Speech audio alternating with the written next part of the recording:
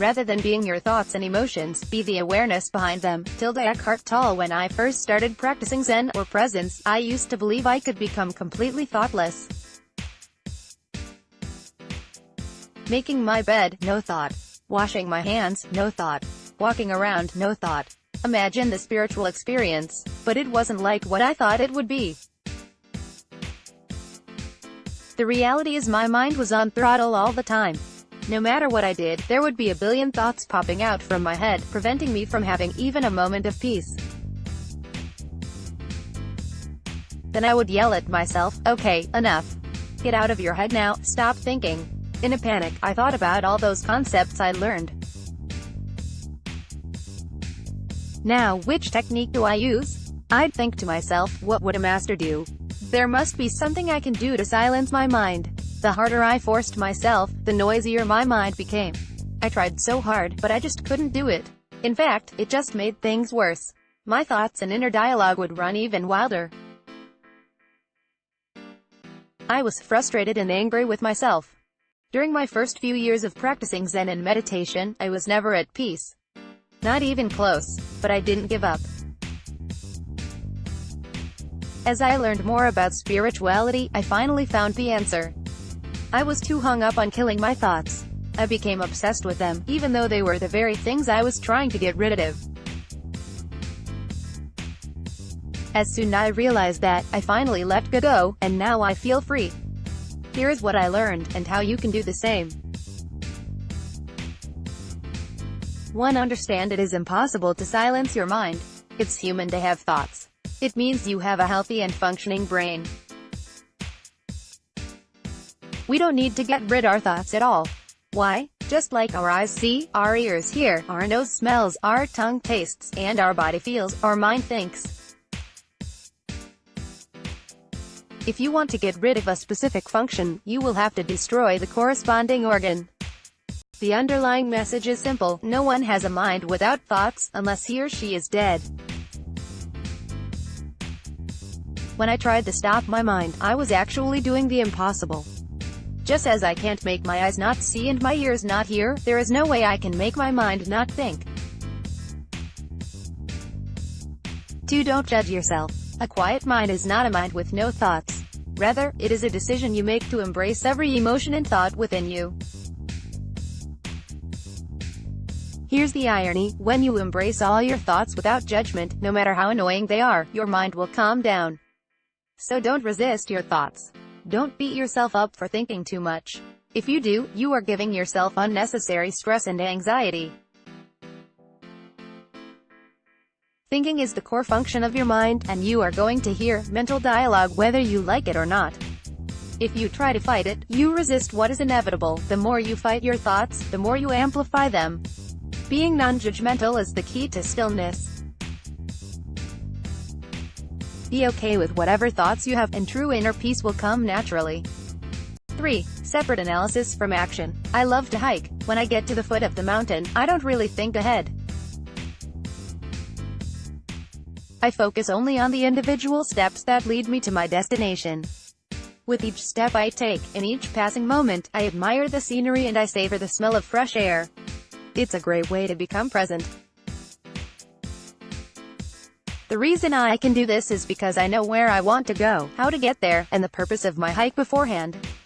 This way, I clear my mind of all analytical thinking about the past and future, and I can get into the present more easily.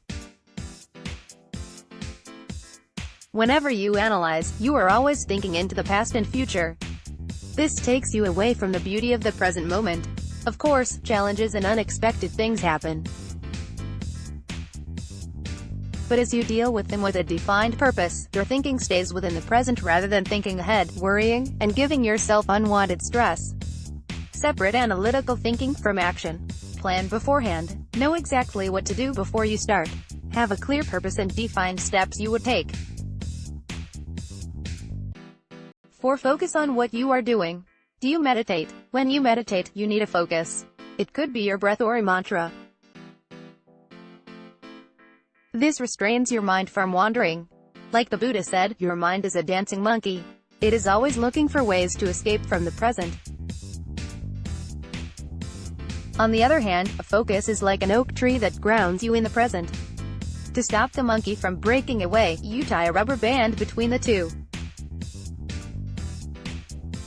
Whenever the monkey goes too far, the band snaps him back to the trunk of the tree. How do you do this in your daily life? Unlike meditation, many of our daily tasks are habitual. Things like using the bathroom, taking a shower, eating, and walking are very hard to focus on. This is because your brain automates these tasks to save energy. This isn't a bad thing, but now that your mind is freed up, it begins to babble nonsense. It starts wandering to the past and future. Luckily, you can use these tricks to increase focus and stay present. Mentally remind yourself of your present action. Use self-talk to direct your focus back to the present moment. For example, when washing your hands, repeat in your head, I am washing my hands. I am washing my hands. I am washing my hands. Focus on your senses. Direct your attention back into your body and out of your head. For example, when taking a shower, observe how water trickles down the surface of your skin. Inhale the fragrance of the soap. Enjoy the warmth. Listen to the sounds of flowing water. Do things differently. Make things more challenging. A classic technique all Zen masters use is to do everything in slow motion. This may sound easy, but it's not. You will have a hard time doing things the way you want to. As a result, you are forced to act consciously instead of acting on autopilot. 5. Return to focus whenever you wander away from it. Let's go back to the oak tree monkey analogy. At the beginning of your practice, your focus may be weak. Instead of an oak tree, it is more like a sprout. A monkey can easily uproot it. But don't give up. Plant another tree. Bring your awareness back to your focus whenever your mind wanders away from it. Yes, that tree will probably be uprooted too. But each tree you plant will have its roots deeper and its trunk stronger than the time before. Likewise, your focus becomes stronger each time you return to the present moment. In this sense, mental noise is actually a good thing. It is an opportunity for you to become aware and strengthen your presence. Presence is one simple choice. More than likely, all this is hard for you right now. All those concepts, techniques, and teachings you learned are complicating things so much that they don't help you anymore. Worse, they make you even more stressed. If you really want a quiet mind, you have to throw all these concepts away, at least for the time being. Instead, start making everything in your life a practice. Learn not to judge yourself. Learn to be okay with whatever happens, and relax. You may not be able to do this at first, but it will happen.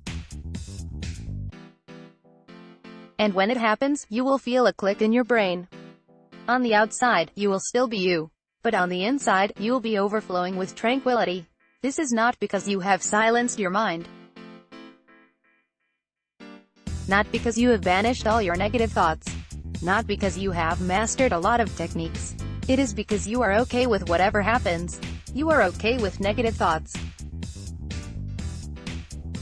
You are okay with a noisy mind. You are okay with interruptions and distractions. And when you are okay with whatever happens, you don't hang on to them.